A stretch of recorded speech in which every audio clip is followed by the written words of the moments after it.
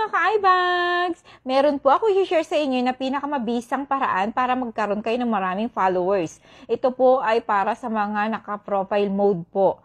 So, kailangan nyo pong sundin lahat po ng sasabihin ko para magkaroon po kayo ng 1,000 of followers in just 2 days or 1 day.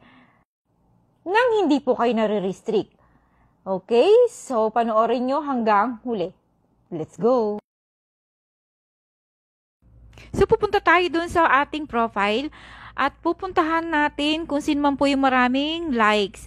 So, ayan, pipindutin po natin yung sa taas and pag pindot natin yan po ang lalabas. So, ayan, mga nakamention na yan ay aking mga friends na. So, hanap tayo ng add friend.